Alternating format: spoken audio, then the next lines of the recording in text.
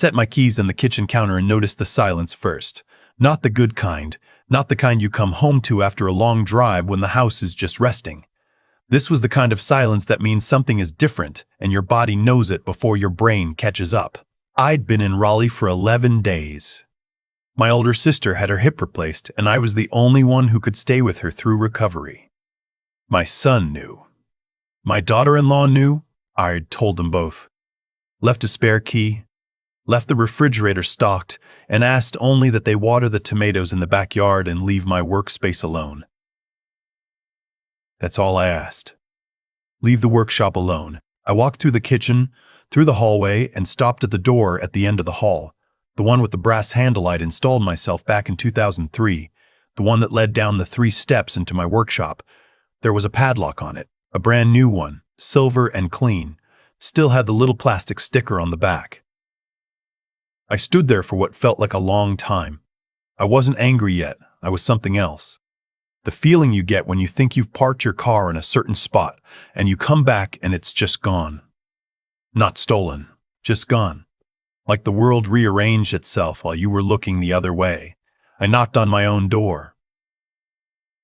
That was maybe the strangest thing I'd done in 63 years.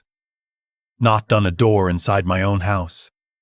My daughter-in-law opened it almost immediately, like she'd been expecting me. She was wearing one of those floral maternity tops, hands on her belly, smiling the way she always smiled, the smile that said she'd already thought 3 steps ahead of whatever I was about to say. "Oh, you're back early," she said. I wasn't back early. I was back on the exact day I'd said I'd be back. "What is that lock?" I said, and she told me, straightforwardly, almost cheerfully. They'd decided the baby needed a nursery. My son's old bedroom was too small, she said. Too cold in winter, she said. The workshop had better light, she said. The workshop had better light, she said. More square footage. Better for a growing child. She'd moved my things to the storage unit 2 blocks over. She had the key for me, right here, she said, and she actually held it out. I looked at that key in her hand and I thought about everything behind that door. My father's workbench. He built it in 1971 from reclaimed barnwood, and I inherited it when he passed. It has his initials carved into the left leg because he did that to everything he made. HRB. Harold Raymond Bates. I haven't been able to carve them off because I've never wanted to. My wife's rocking chair, the one she was sitting in the night she told me she was pregnant with our son, I'd been refinishing it. Stripping it down to bare wood, planning to restain it the original color, give it back to her memory. I'd been working on it for 2 years because I kept stopping whenever it got hard. My grandfather's hand plane, a Stanley No. 4 from the 1940s. It still works. I used it last month. All of it in the storage unit 2 blocks over. I didn't take the key. I walked past her, through the kitchen, out the back door, and sat down on the porch steps. The tomatoes were dead, every single plant, brown and collapsed against the cages. Hadn't been watered once. I sat there for probably 40 minutes. My son came home around 6. I heard his truck in the driveway and heard him come through the garage door, heard him talking to her in the kitchen, heard the low murmur of her filling him in. Then I heard the back door open. He sat down next to me on the steps.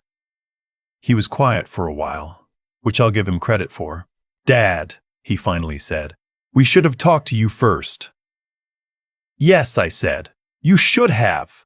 But the baby's coming in 8 weeks and we needed to move fast and the room is perfect, honestly. The light in there is incredible in the morning." "Whose house is this?" I said. He stopped. "I'm asking you a direct question. Whose house are you sitting in right now?" He said my name the way people say your name when they think you're being unreasonable. Soft and careful, like you're a pan on a high burner. "Your tools are fine," he said. "They're in a climate-controlled unit. We paid for 6 months up front. Your great-grandfather's hand plane is in a storage unit. It's safe, Dad. That's not the point, and you know it." He didn't know it. Or he did know it, and had decided it didn't matter, which is a different thing, and in some ways worse. I went inside. I made myself a sandwich because I hadn't eaten since the drive. I sat at the kitchen table and ate it, and my daughter-in-law moved around the kitchen pretending to be busy with something. The refrigerator was nearly empty. I'd left it stocked. She said, "We were thinking we could put a little sitting area in the corner of the master for you, something cozy. This is my house," I said. "Of course it is," she said quickly. "I need you to understand what I mean when I say that. This is my house. My name is on the deed, my property taxes, my roof, my workshop." She nodded, still with that smile, the patient kind that I think she believed made her seem mature. "So, when you put a lock on a door in my house," I said, "you should understand what that means." She told me she understood. She said it sincerely. She said the lock was just temporary, just until they got the nursery set up, and then I could have the key. "I don't want a key to my own workshop," I said. "I want the padlock off by tomorrow morning."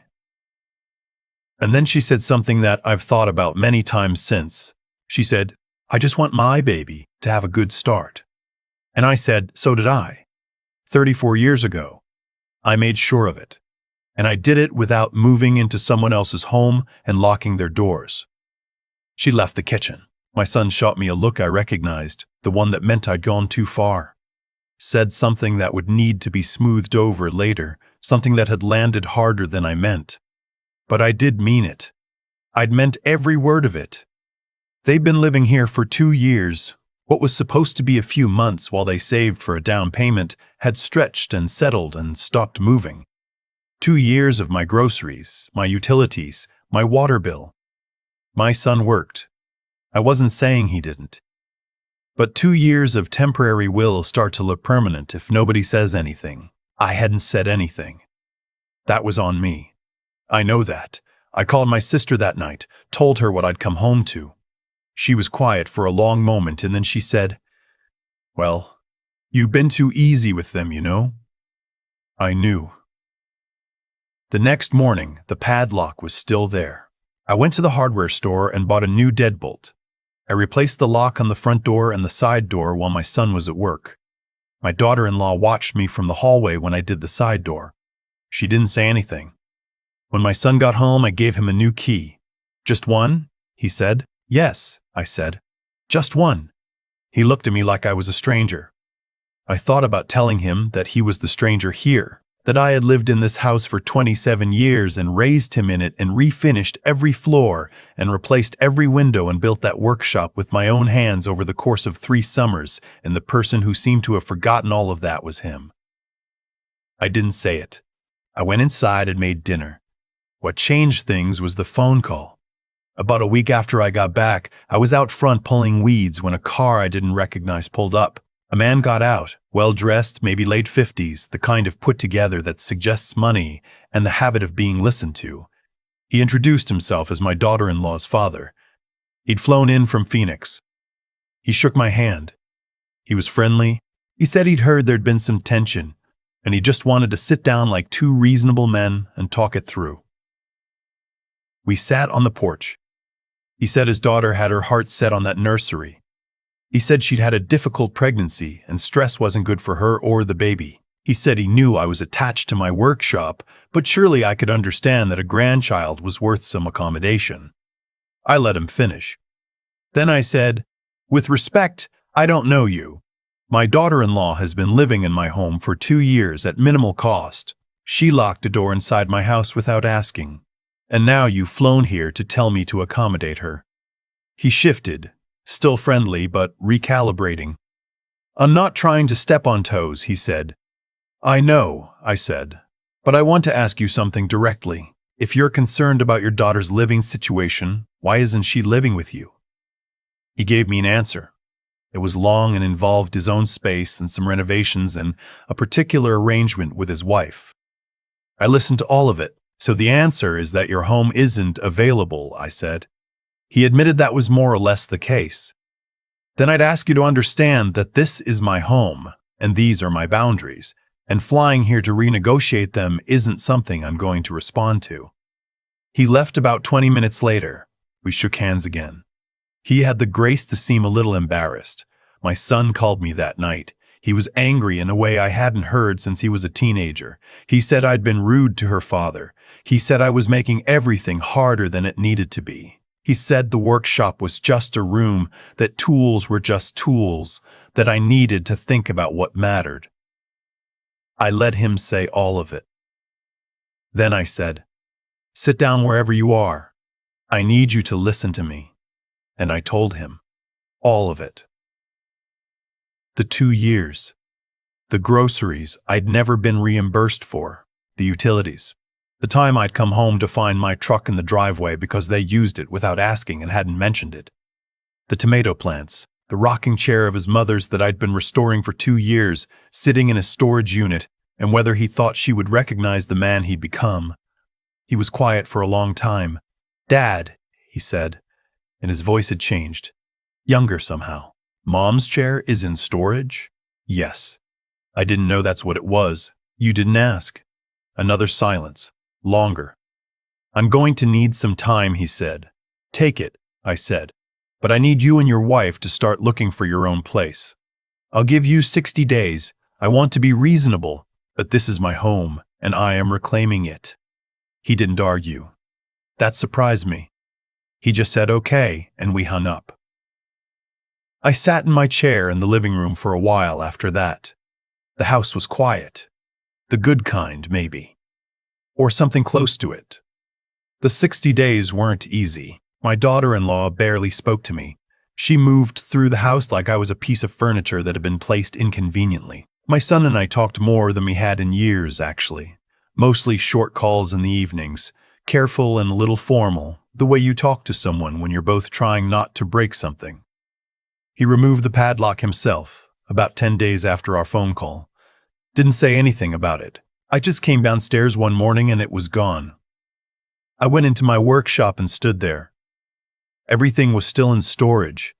The room had been swept and cleaned, the floor covered with those foam puzzle mats in pastel colors, a white dresser pushed against the wall, a mobile hung from a hook that had been drilled into my ceiling. I stood in the middle of what used to be my workshop and I let myself feel it, not perform it, actually feel it. The loss of a space I'd spent more hours in than any other room in my life. The workbench my father built, the chair I was restoring for a woman who had been gone for 9 years. Then I went and made coffee and called the storage facility and made arrangements to have everything moved back. My son helped me move it back. My son helped me move it back, a Saturday morning in early April.